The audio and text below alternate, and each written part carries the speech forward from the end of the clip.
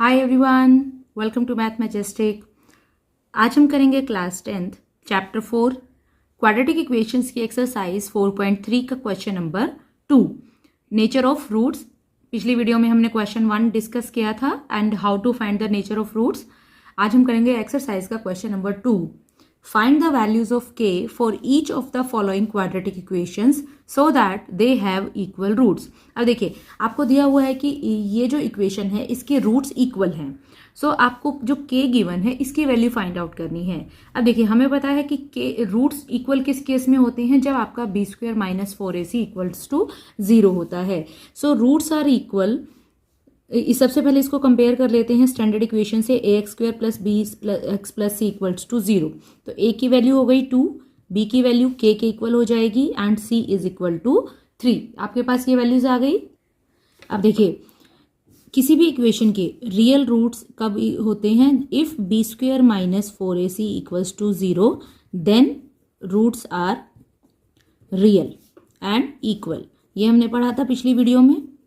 सो यहाँ पर आपको दिया हुआ है कि रूट्स इक्वल हैं, इसका मतलब b² - 4ac is equal to 0। तो b² - 4ac निकाल के देख लेते हैं क्या आएगा।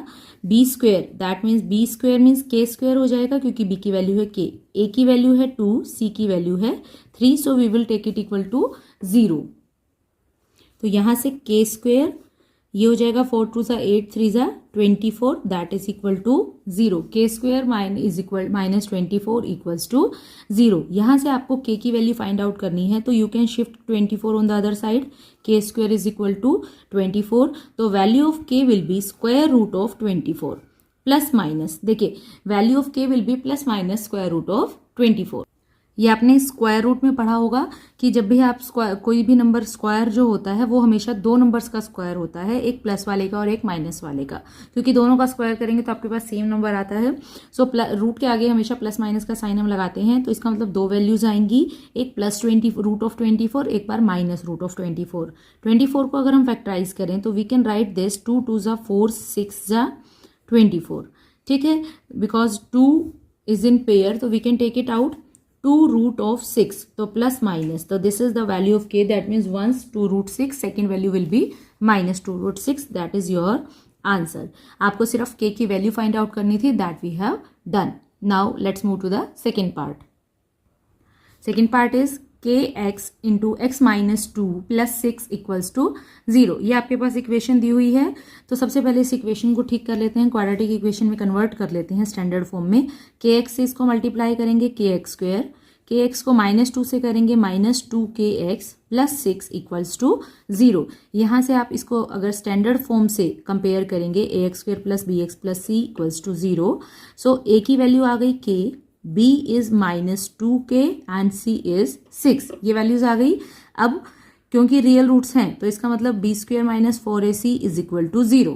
ये हमें दिया हुआ है, तो b² की वैल्यू क्या हो जाएगी -2k², 4a, a is k, c की वैल्यू है 6, दैट इज इक्वल टू 0।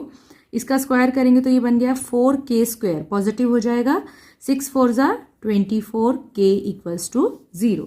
अब देखिए, इन दोनों में से हम 4 और k दोनों कॉमन ले सकते हैं दोनों टर्म्स में से। तो आपके पास जब आपने 4 कॉमन लिया तो यहाँ k बच जाएगा, और यहाँ से 4 6 = 24, यहाँ से 1 बच जाएगा, यहाँ 6, और k कॉमन लिया तो यहाँ एक पावर अंदर और ये बाहर चला गया, तो आपके पास ये आ गया। तो देखिए, एक बार हम 4k = 0 ले लेंगे, एक फैक्टर ये हो गया, एक फैक्टर k - 6 इक्वल्स टू 0 हो गया।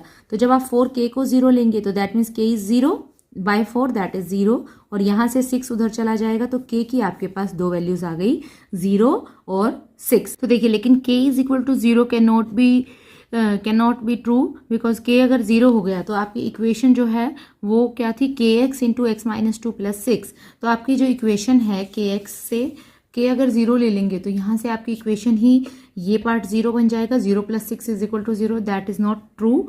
सो इसका मतलब k = 0 हम नहीं ले सकते, that we have to cancel, only k = 6 is the solution. So in this video हम यहीं तक करेंगे, क्वेश्चन 2 तक। In the next video we will do the next questions of the exercise. So अगर आप चैनल पर नए हैं और आपने चैनल को सब्सक्राइब नहीं किया है तो please subscribe my channel, and अगर आपको कोई क्वेरी है तो you can put in the comment box I would like to hear your views about my videos in the comment section. So please wait and watch for the next video. Thank you very much.